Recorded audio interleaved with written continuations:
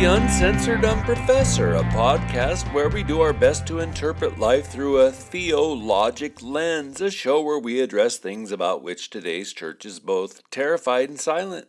Thanks for joining me. As the Pope of Podcasting, I take your downloads seriously, but I especially take your intellect seriously. Here's a pneumatological, holy, spiritual prayer idea. How to pray.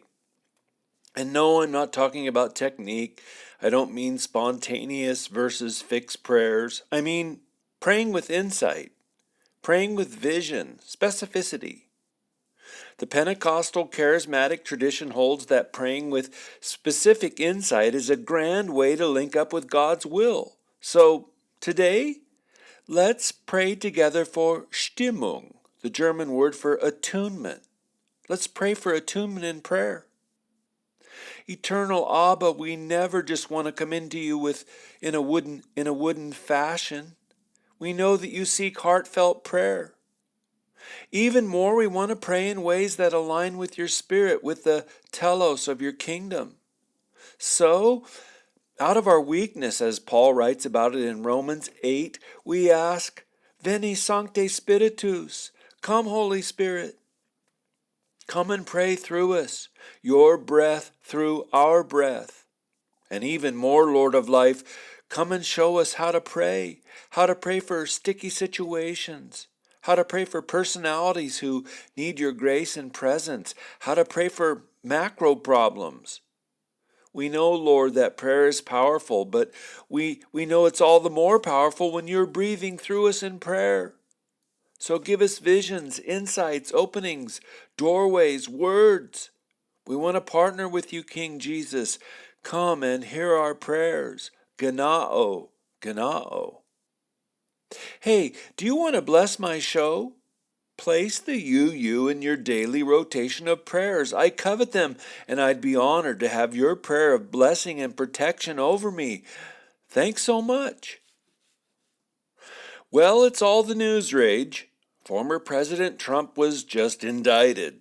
And if it goes as told, he will have been arrested a day before this podcast is released.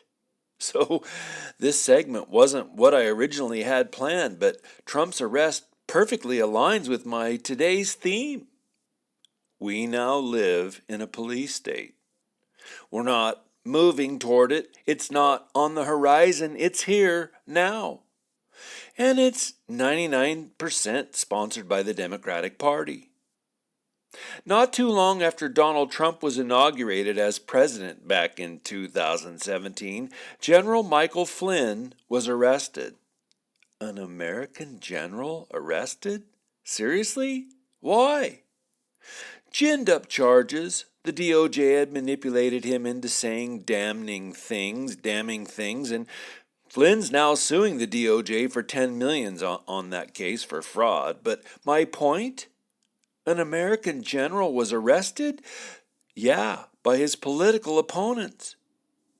And then we had the January 6th debacle. I'm not going to rehearse the details today, but more than 1,000 people have been arrested, sentenced through bogus, lying, sham trials.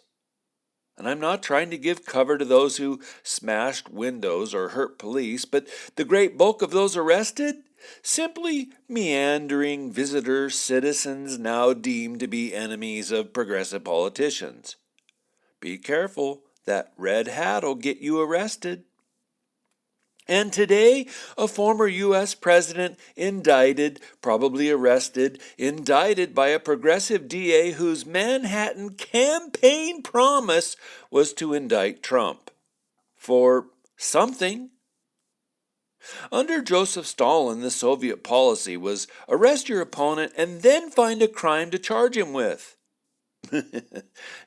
Nancy Pelosi inadvertently confessed her alignment with that strategy when she said about Trump, quote, "No one is above the law, and everyone has the right to a trial to prove their innocence," end quote. Yep, Nancy, you arrest the man, I'll find his crime. Something. And that's what this is, you guys. Trump's been indicted for an alleged crime or series of crimes that happened, what, 7 weeks ago? 7 months ago? No, 7 years ago. The statute of limitations has run out on a bunch of them, so they're glomming still others into a kind of legal stew to charge him with. So we have to ask, why? Why now? Why not 2 years ago? Answer, because Trump is the front runner for the GOP 2024 presidential election. 81 million and the Democrats want a star, a political opponent out of the way. It's an ugly police state, pure and simple. What are they so afraid of? I mean, his presidential campaign was being spied on, then we had the interminable Russiagate, and then he was impeached by Congress twice, and then now that he's been out of office, he's had his home raided by the FBI. All that under bogus pretense and now known to be spurious silliosity. Yeah, he's being indicted for something that 90% of all DC politicians have probably done. So, what do they fear? Being exposed, being told that they are not, in fact, gods. But again, if you're a threat to the machine, you might be arrested. I mean, they hate the Bill of Rights, hate the right to a fair trial, hate presumed innocence. Thanks for that quote, Mrs. Pelosi. And so we live in a police state. It's ugly, shameful. Frankly, it's evil. And of course, the concern for all of us is that if they can do it to Trump, they'll do it to us. I won't even go through the long litany of citizens hassled by and or arrested by the FBI for attending pro-life rallies or school board meetings or take off your mask rallies. It just goes on and on. We live in a police state. But here's the thing, and this is where I'm going to go today. This is not something new. My good patients, I'm a doctor. I have a PhD in the history of theology, so naturally I want to diagnose history, see it in a clear light. And today I keep trying to understand more carefully the unprecedented political, cultural, historic shift that we're living in and living through. And I know it actually might not be understandable. Committed evil is thoroughly irrational, so it may not be something we can understand. And for those of you with ears to hear, we are witnessing a celebrated public presence of evil. Just one upside of evil, though, it eats itself. Cancer can only survive while its host is alive. Viruses, they need still more and more hosts to propagate their lines. And Jesus, with theological prescience, said, quote, Matthew 12:25, quote, every kingdom divided against itself is brought to desolation, and every city or house divided against itself will not stand, close quote. Evil hates all, hates other evil entities too. So probably we will watch evil finally murder itself, but by the time all that happens, we may have been plunged into unspeakable apocalyptic decay. Recently, I finished the Gulag Archipelago. Honestly, it blew my heart.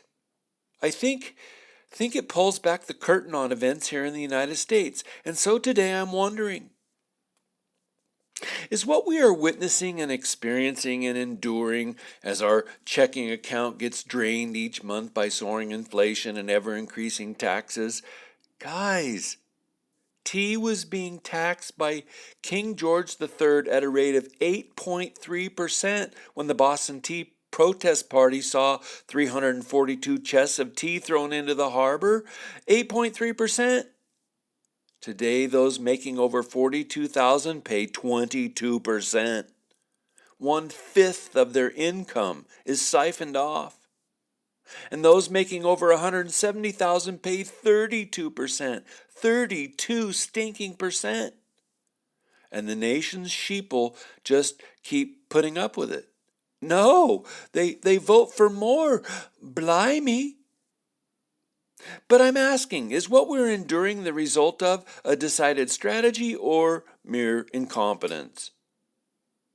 Now, if you watch the conservative TV news, it is incompetence. We're just being governed by nincompoops, right? I mean, we're told regularly things like, Joe Biden has a real crisis on his hands on the southern border, silly Joe. Or, in a naive manner, the White House has fallen upon a rocky international scene when it comes to the price for a barrel of oil.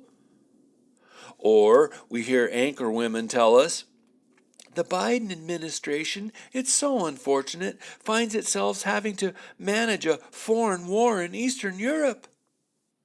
So it's really all just a matter of incompetence. Like I say, it's all painted in either the most generous of tones by progressives, or it's passed off by conservative pundits as utter incompetence. But we who have our eyes and ears open, we discern the times. We who have the Spirit of God, we can smell what's cooking. And still more particularly, we who have studied variously the Bible, human nature, and history, we've read this playbook before.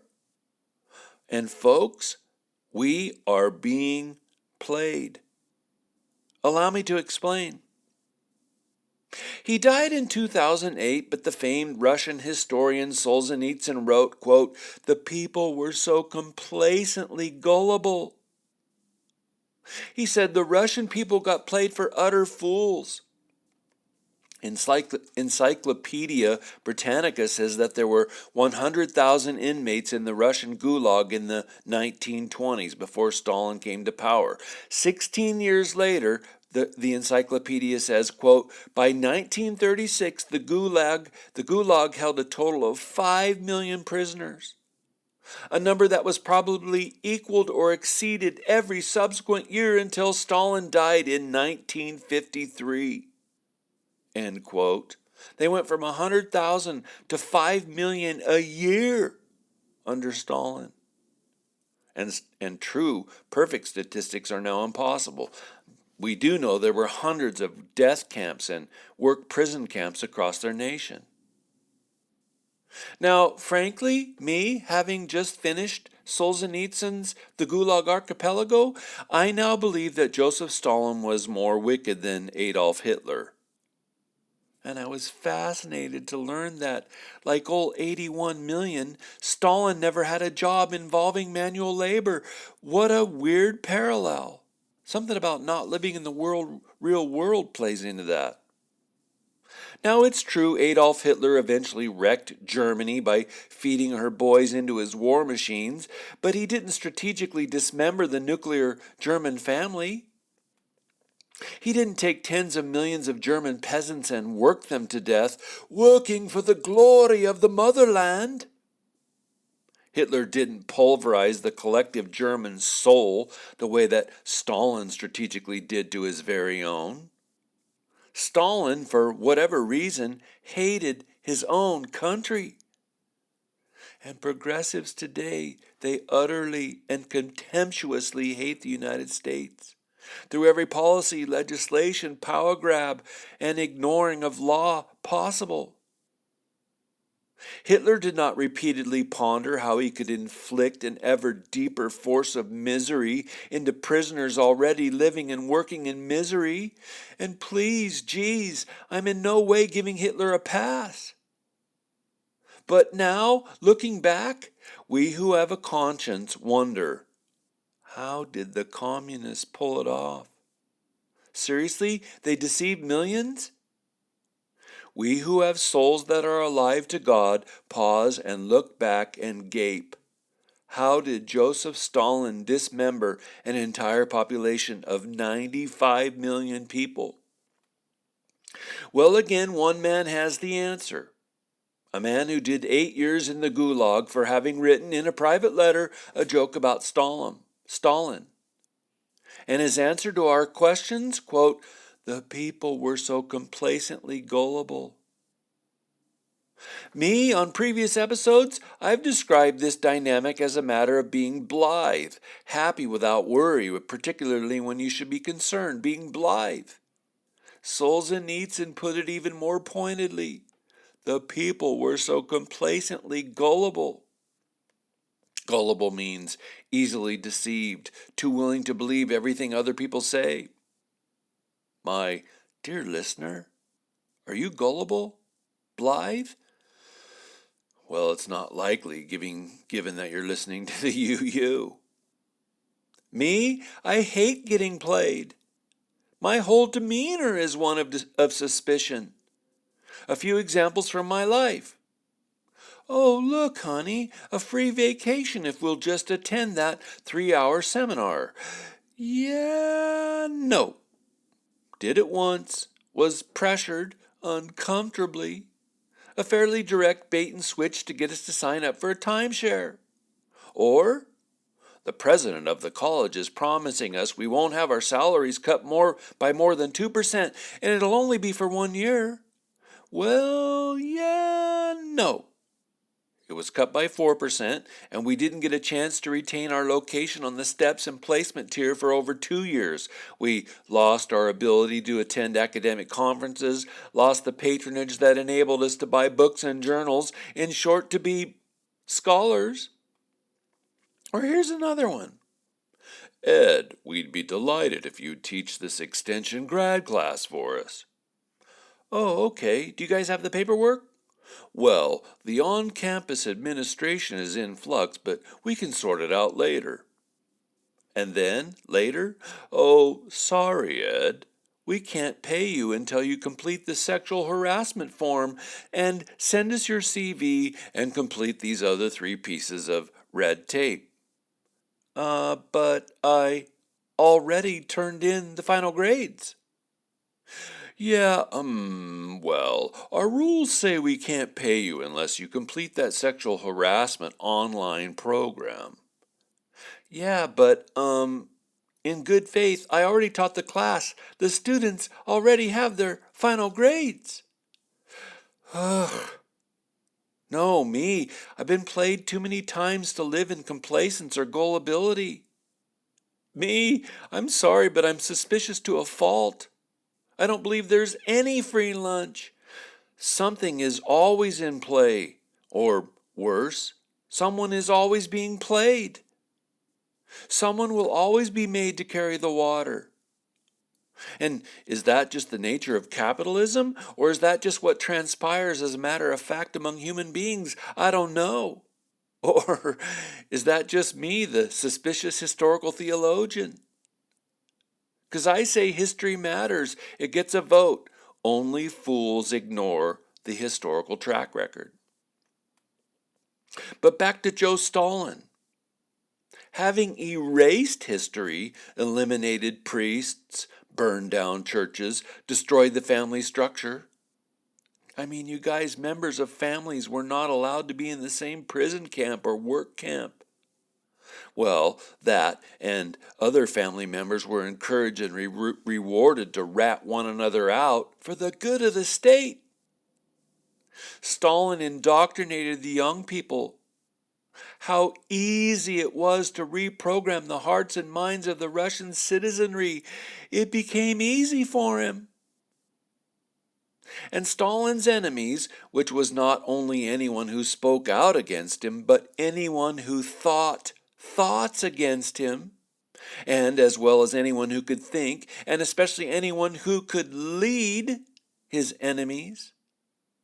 Earlier I mentioned that Solzhenitsyn was in prison for having written a joke in a private letter.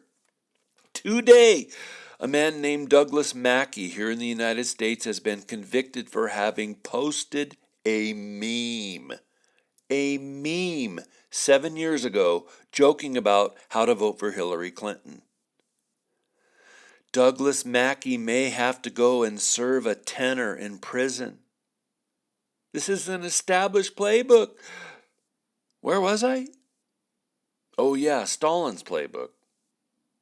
Stalin's enemies were labeled capitalists, rich bourgeoisie, businessmen, political opponents, haters of Mother Russia.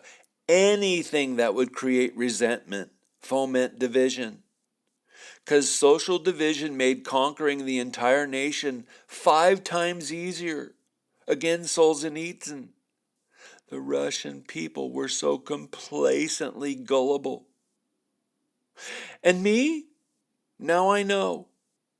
We are today watching the implementation of a tried and tested historical template. It's strategic. Stalin was sinister. He most certainly was, like our politicians are today, under the influence of ancient archons, but oh my, was he ever a wicked schemer. And today, boys and girls, we are being played by wicked schemers. Chaos merchants, they will foment and facilitate chaos. People have a right to burn down bodegas.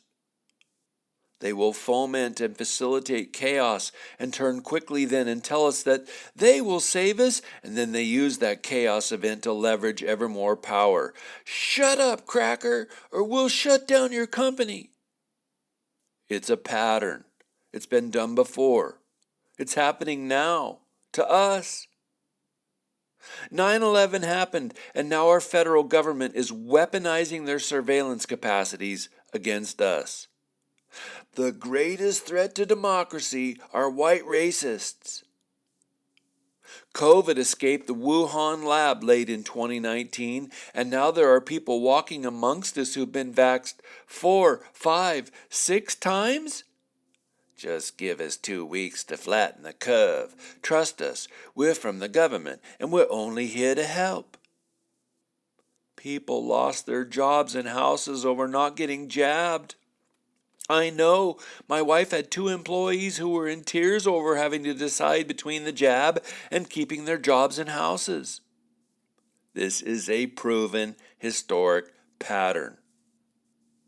Your child attends public school? Behind closed classroom doors, she will experience lessons and daily, constant throwaway comments about how people can choose their sex, male, female, zir, here, queer. Men can get pregnant too. And now they're openly talking about it. Let's get rid of physical money. If we all just go digital, things will be more efficient. In fact, you'll be less likely to get mugged on the street if there's no cash. Robberies and home invasions will go down. We'll all be safer. It's just economic safety, man. Safety. They are chaos merchants. They use chaos as an opportunity to leverage still more power. And at first that leverage is only temporary, they tell us, but then they never loosen the screws. They just keep turning. Punishing families, punishing the middle class, threatening the church, arresting pastors, destroying basic morality, intentionally dismembering decency. How do we know this? Joseph Stalin did it first. He beat old Stammer and Slotchy to the punch by 65 years. Now, it all could just be the way evil and human nature always works within similar systems. That's possible. But me, I believe it's strategic, patterned. I don't believe it's mere incompetence. You don't keep printing money, right? Slotchy tells us this year's budget proposal of $6 trillion will help stop inflation. It's a straight lie. The printing of $7 trillion is directly what got us into this recession, right? Last year, wasn't it called the Inflation Reduction Act? And now we're reducing inflation again? You don't keep printing trillions of dollars knowing all that, having spent your life in politics without realizing what the results will be from such policies. It is strategic. A wicked, historic playbook. It's a road toward terminal absurdity. But not for the rich and powerful. No, terminal absurdity? That's their goal for us. Yeah, we common schlubs, but especially the middle class whom they hate with all their hearts. This is a template. This is a tested strategy, a wicked playbook. And sorry, because I really am sorry that I have to say this, Ukraine is somehow in the mix of all this too. The Democrats, and with them the DC Uniparty, are not merely going after Vlad Putin because he embarrassed them through the Donald Trump era, back then when all their accusations about Trump's Russian collusion turned out to be straight lies. No, they're using the pretext of war with Russia for nefarious reasons. And oh man, Ukraine's Zelensky is closing news networks that criticize him, arresting Ukrainian priests, shutting down Ukrainian Orthodox churches, but we're supposed to believe he and his administration is noble? On the up and up? Yeah, he's the noble one over there deserving our tens of billions. No, me, I smell the stench of wet Chernobyl street rat. And it's no wonder American progressives like Zelensky. He shares their values. There are domestic reasons for the war in Ukraine, but then, there's grift. Oh, baby, to be sure, my listener, you just gotta assume that grift is always part of the political recipe, but there's more going on over there too. I promise you that. And they actually do mean to prop up the military-industrial complex. They own stock in Raytheon and Lockheed Martin and other weapons and munitions manufacturers. Yes, war in Ukraine is about the ongoing military-industrial complex. But me, because I've now read the playbook? I believe this is about a grander goal still than merely lining their own pocketbooks with grifted cashy cash. I believe they know that chaos equals opportunity for power grab. I think it's what they talk about behind closed doors. And when real honest-to-goodness world war breaks out, and I'm sorry, but I do believe that that is their hope, they will then, air quotes, reassure us that they will keep us safe. Sheep like nothing more than safety. And they'll use a world war to more deeply sink their tentacles down into our spleen. That's what Stalin did. He never, and I mean never, missed an opportunity to drill down into spleens and kidneys. Never. And so, the playbook? Well, through negative steps, they sow discord, sow division and resentment. They foment racism. They napalm bomb us with tribalism. Stalin genocided Germans living in Eastern Europe. He genocided Kurds. He genocided Chechens. He loved drilling down into the kidneys of his tribal enemies. Today, 81 million, and the progressives are doing the same. Attacking men, white people, Christians, Jews, scientists, Latin Rite Catholics. There's been 300 physical attacks on Catholic churches since May 2020. 300! It's tribalism. Another one right out of Stalin's playbook, reprogram children and young people. Their long, slow march through the educational system is over. They've done it, pulled it off.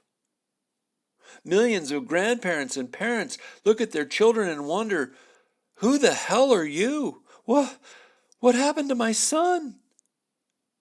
They sow a hatred for authority. Well, not their authority, but traditional authority, religious authority, familial authority, moral authority, historic authority. They sow division. They pit wives against husbands, just like Stalin did, pit working women against the family, pit American citizens against illegal immigrants. They sow a hatred for reason. Biology is not a factor in having a baby. They sow fear. Oh, Jesus, this is their trump card, fear. Again, we politicians will keep you safe. safe from disease, safe from Russia, from priests, safe from truth, from the planet overheating, from China, safe from the sun's rays, safe from, gulp, peanuts. Fear is a tremendous agent in the demonic playbook. They sow fiscal mayhem, give out free money. Will people take or refuse free money? And will that help or hurt how many vote for them? They print free money by the trillions. Did that pump up inflation to the ozone layer? Yeah. Did they know it would? Yeah. Do they want to pump more paper printed money into the economy today? Yeah. What's the end result? The collapse of banks. It's an opportunity to ride in and fix things. Chaos merchants. They don't even care about the economy. And then, on top of all that sowing, they spread propaganda like salt on a snowy road. They spread disinformation and its twin, misinformation, like no other. And that they constantly appeal to misinformation is itself a tell. Inspector, your eyebrow is twitching. I can't believe how often I watch Facebook come in and label something as misinformation. It's such a tell. She doth protest too much. They hate free speech, and they cloak that free speech hatred with the phrases misinformation and disinformation. Last episode, in number 304, I noted that secular Jew journalist Naomi Wolf confessed that not even a mass formation could account for what has happened in and to America over the last 3 years. Instead, she said, we're witnessing the presence of ancient little g gods. And then on March 9th of this year, she published an article entitled, Dear Conservatives, I am sorry. My team was taken in by full-spectrum propaganda. Her team? Yeah, progressives. And Wolf wrote, I was duped. I believed the lies about January 6th, and my doing so hurt millions of people. And she clarified, quote, the gatekeepers who lied to the public about the most consequential events of our time, and who thus damage our nation, distort our history, and deprive half our citizenry of their right to speak, champion, and choose, without their being tarred as would-be violent traitors, all of that deserves our disgust, end quote. Even secular feminist Naomi Wolf can recognize the propaganda sweeping through our culture today. Oh, God bless you, Naomi, for your truth and honesty. You're peeling back the curtain. Because the truth is, Miss Propaganda, I hear your sultry voice every day. And the media are mouthpieces for the wicked playbook. And you guys, that too was strategically patterned in Stalin's Russia. Here's another one we're watching today. One Stalin sowed 10 times a million. Deny people their civil rights and legal rights. In Russia, there were no trials. People just disappeared. Get surrounded by the police and handcuffed. No Miranda rights. Arrest was their indictment, jury, and trial. Arrested and disappeared. Never heard from again. And eventually dumped into mass graves. Here in America, those indicted do not get to see all of the, air quotes, evidence that the federal government says it has against them. They don't get to see the videos in their entirety. They don't get to cross-examine eyewitnesses, which means government stoolies and FBI agents. And then the enemies of democracy, as they're charged, these citizens, enemies of democracy, they're guilty before the kabuki court system even gets involved. Here from Spudlandia, Yvonne St. Cyr was found guilty of rioting in the D.C. Capitol on January 6. Were she or her attorney allowed to see all the videos the government had on her? No. She was guilty before she was tried. She said all this on the radio the other day. And that's how the playbook works. That's how progressives now roll. And it's not a new dynamic. So there's some levers of power we're watching by negation. Let me note some positive ones for you. Right at the top of the list, making dependents and loyalists. I talked in an earlier episode about how Stalin, inside the work and prison camp culture, allowed and empowered thieves to rise to the top of the hierarchy. Thieves could denounce capitalism. My listener, just think Occupy Wall Street. Thieves, with Stalin, thieves would be loyal to the state. Thieves enjoyed the passive and active largesse of the state. Thieves were the perfect dependents and loyalists. Today's dependents and loyalists here in America, the poor chiefly. The progressives have used the poor, played the poor, bought the poor. The poor pay no income taxes, pay no property taxes. There was a brilliant reason America's founders set it up so that only property owners had the right to vote.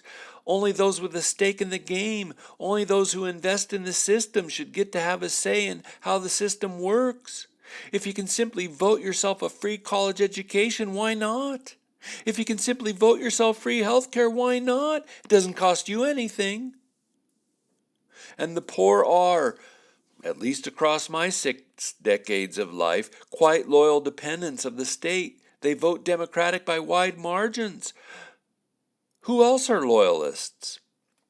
Well, obviously, the LGBTQIA++ XYZ rainbow flag. They're taught that the great bulk of society hates them. And having created that opportunity, the progressives, chaos merchants, then ride in to defend them and shine their largesse on them. Dependents, who else? It's weird, but the rich. Even though progressives verbally berate the rich, by percentages, the rich are actually happy bedfellows with the progressives. They get tax breaks, pay half the percentages that the middle class pays, and loopholes for how they run their businesses, and tax breaks and loopholes where and how they invest at Wall Street, bailouts when their woke banks go under, 2008, 2023. They get bennies and favors from the politicians whom they earlier blessed with campaign donations. The rich, or too many of them, are loyalists for the playbook of wickedness. And other dependents, sadly, oh, so sad, the black communities. Culturally punished by progressive policies, every major city in America is plagued by the degradation of black culture. Wives pitted against husbands. Single mothers placed on the government teat like an addict snorting down coke. Children turned into truants, a miserably low high school graduation rate as compared to the rest of the country, a soaring crime rate. By percentages, as compared to Latinos on greater welfare, the blacks are on greater welfare and government subsidies. All of it creates dependency of governmental largesse. And all of it is positively fomented by chaos merchants to keep blacks on the Democrat voter rolls. You think I'm being unfair? Go read Shelby Steele's book, White Guilt. Go read black economist Thomas Sowell's book, Discrimination Disparities. Listen to Larry Elder or Candace Owens, each of them from different perspectives, as blacks narrate the decimation of black culture by progressive ideology. It's a wicked playbook. And do you know what else stood out to me about the wicked playbook's patterns? Absolution. In Joseph Stalin's work camps built to the glory of the motherland, we just got to defend democracy, 'cause work builds character. In Stalin's work camps, there was no hope of absolution. And of course the prisoners did not know this. They, gullibly, believed that when they had finished their sentence, a tenor, 10 years if they were lucky, or a 25 if they were unlucky, they gullibly believed that when they were released, they would finally then be free. Nuh-uh. Stalin ordered that any prisoner finally released would be released into exile. That means released into an unoccupied, frozen, and usually unfertile land where he would only hope to survive, only hope to eke out a meager existence, forgotten by his family, abolished by his country, exiled. In short, there was no forgiveness, no absolution, no atonement. And so, today, there's also no forgiveness. If you are white, the only actionable path you can walk is perpetual shame. Doing good deeds to and for POCs will never earn one absolution. Not even daily virtue signaling will finally curry the favor of the ever-angry wokesters. By virtue of one's skin color, one will be eternally guilty in the new progressive edition of this wicked playbook. Or if one is a male or a Christian or a religious Jew or a middle-class businessman, a spokesman for anything traditional, there is no forgiveness. No hoped-for future absolution. The best one can do, in the eyes of Stalin's great-grandchildren, the progressives, is to stay out of the way and never seek to be significantly involved in the slightest. No forgiveness at all. Again, it had an historical precursor in Stalinist Russia, and we're seeing that play out in the present time now. Do you think I'm being unfair? Email me at uncensoredunprofessor@gmail.com. So, what does it all come down to? Solzhenitsyn said the people in Russia were gullible. I've been saying for a while that much of the church is blithe. But as I think it through, it's more than both. I mean, today we have media. Today we have all kinds of social prophets who are sounding the alarm regularly. This is happening. That is happening. They really are doing this. So we aren't uneducated or ignorant as were the Russian peasants under Stalin. But we who have the fallen risen Christ, we have more. We who are indwelled by his Holy Spirit, we have more. We have discernment. Or we're supposed to. No, I'm watching and I believe this is coming down to spiritual discernment. When bald-faced lies are being rolled out with the help of manipulative, over-the-shoulder inset images on TV, when anchor women sit there with sad faces and look us in the eye and straight up lie to us? When election fraud is being committed up the waz and we're told that we're evil for saying that we can see it, we know something sinister is at work. We have spiritual discernment, and that's coupled with critical thinking. So naturally, our alarms go off. Our inner man senses that something is filthy, way off. Unless we don't. And watching much of society, watching, Lord have mercy, 70% of the church, we can see that so many lack spiritual discernment. They're not just gullible, not just blithe.